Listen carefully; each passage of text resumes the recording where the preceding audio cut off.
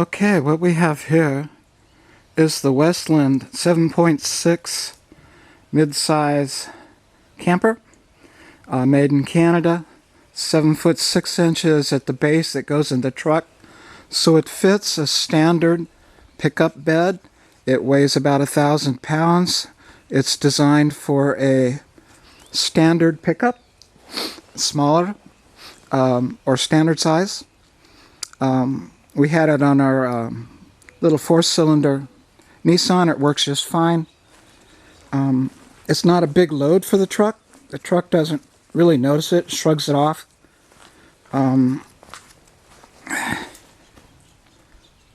We have a V6 Nissan now, a Frontier, and it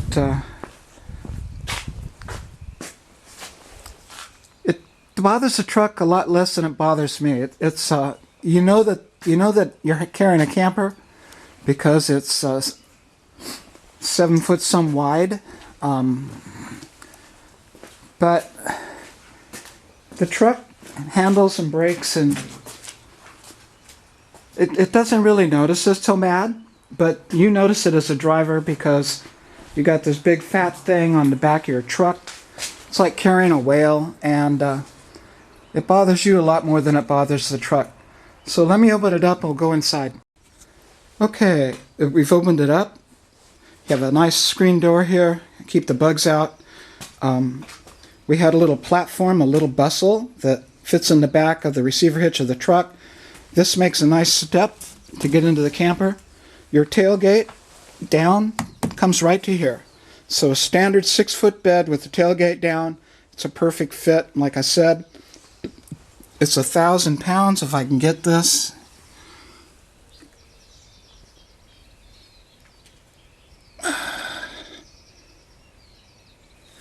It weighs so it's perfect for a half-ton small or standard size pickup. All the lights are LED. We have a brand new unused 4-inch Wayfair mattress in it. We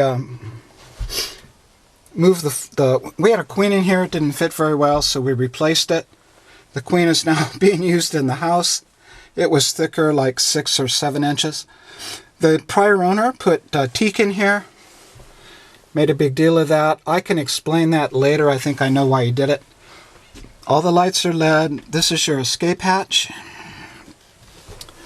should you ever need that. You have 2 cabinets, his and hers, one on each side of the bed, for all your hanging.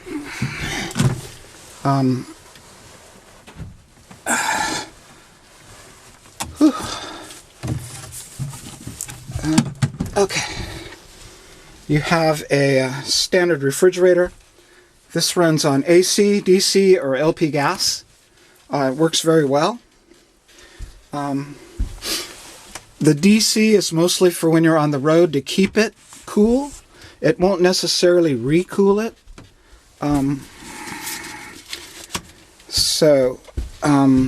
You got to remember that. You don't want to open it a lot if you're rolling down the road or whatever. It's not legal to drive on the road using your LP gas, so that's what the AC is for. I mean the DC rather. But the DC has a small heater. It really can't keep up. So just for standby, you have a I don't know, 700 watt microwave. I forget how big the air conditioner is. It's a small one. It works pretty good. We camp mostly at Lake Berryessa doing boat camping with our friends, and even in the heat of the parking lot at Lake Berryessa, it keeps it quite livable. Got more storage here. 2-burner stove. Everything works. This little heater on a thermostat, LP gas heater on the thermostat, will drive you right out of this camper. You move this thermostat anywhere near 70 degrees, you're going to be back outside in a couple of minutes. It's very effective. Overhead cabinets, and your table. Your table here sits right in that socket. This bench, this main seating area and the settee here is your primary bench and your primary seating and your dining table, breakfast table. It comes out all the way to here. It makes another twin bed. It makes a twin bed. This is a full size, perfectly fitted full size. This is a twin bed if you have children. It's pretty narrow in here. You're not going to be, if you're a big adult, forget about it.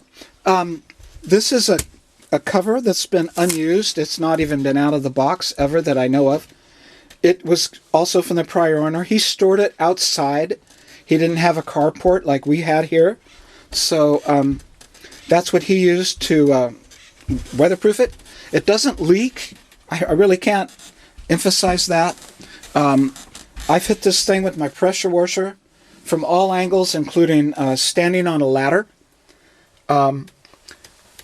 Blowing at it with my, and there was nothing like, there was a little teaspoonful right here. I think there's electrical wire right back in here, and it just drove it right in because I was firing from the side. So it kind of followed in on the electrical wire, and there was a little teaspoon of water right here. That is the extent of the leaks. And it had to be driven by a pressure washer.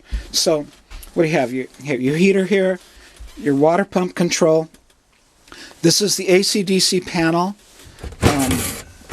Kitchen drawers. You've got more storage in here.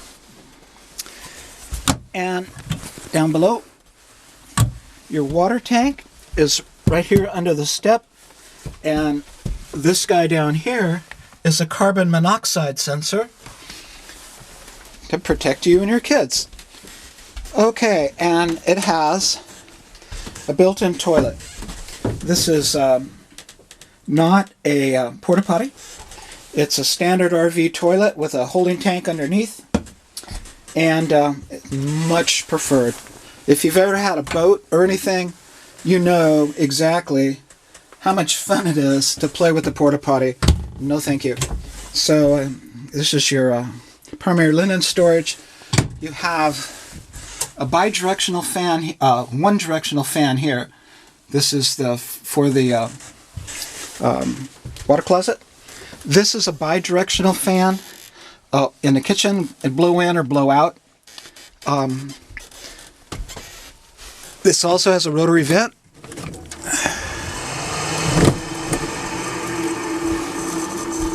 And this has obviously a rotary vent. And your escape hatch, your big one, has a nice big rotary vent, and they're all also skylights. There's a lot of light in here. It's a rainy day here in California. So the carpet at some point probably should be replaced. Not much to do there, no big deal. Handyman work. Okay, let's go back outside. Okay, so here we're back outside again. I was going to explain why the teak on the inside. First of all, this is 38 inches from the base to the underside here. Most trucks are more like 40 inches, like our Nissan. So I just made this quick and dirty platform that I slide into my bed, and then the camper just sits on it. You're welcome to it. You probably need it, at least to take it home. You can make a better one if you wish. That one just took me, I don't know, hour or two. Here's your battery compartment, and there's storage in there. This is where you load up your fresh water, a tank fill. This is a battery vent. This is the vent for the refrigerator. And you have the side windows. Okay. This, I tried to clean it. Again, with my pressure washer, that's as clean as it got. Without scrubbing it, I probably should scrub it. This is what I'm talking about. This is the worst wear and tear on the camper. He put a little roofing tape up there as well. Apparently, I don't know if you're on the road and it's driving rain. I have no idea. I think he probably tapped it or cut the corner with a limb or something, maybe in a campground. I don't know. But he tweaked it. Or what he said, what the prior owner admitted to, was that he had locked it down. See, with your lockdown chains here? You have one in each corner. Your lockdowns. He said that he had it too tightly attached to his truck, and that's when these cracks occurred. I had tape on them because they freaked me out when I first got it, but over time, this tape fell off. It was no big deal. It's watertight. You believe me or not, but it doesn't leak in spite of the fact you have a gap here. If you open these cracks, I looked behind a couple of them. It's pristine back there. It looks just like the little board in the front. It is absolutely no a sign of any kind of rot, deterioration, or damage. That board is there because my truck has a rail system across the front, and it tends to be sharp. And I didn't want my truck damaging the front of the camper, so I put the board there as a batter board, just because my Nissan has a tie-down system in the front that would tend to damage it. So these cracks may or may not be from him tying it down so tight. This is not fiberglass. It's a sheet molding compound, and it's how they built the entire base of the camper. It's all SMC, the same stuff that I think they make your urethane bumpers and stuff out of. Over time, I think with the ozone in the air, it tends to get brittle.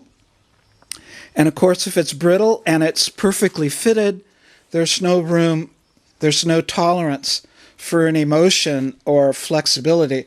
And the camper flexes. It's on a friggin' truck, and you're driving, God knows over what. We've almost gone off-road with it. Going to these pristine campsites and little mountain lakes and stuff. And there's a lot of motion in a camper. You can see it's top-heavy. The truck bed is not stable. It's flexing as well with the truck going over the bumps and whatever. So if they freak you out, I'm sorry. They didn't bother me. I don't think they'll bother you, but that's just me. Okay, so here's your electrical. It's a standard plug. It doesn't take an RV 30 amp plug. This is the domestic water. So if you're in a campsite that has water, it plugs in there. Everything's fine. You don't have a freshwater holding tank. This is your drain right here.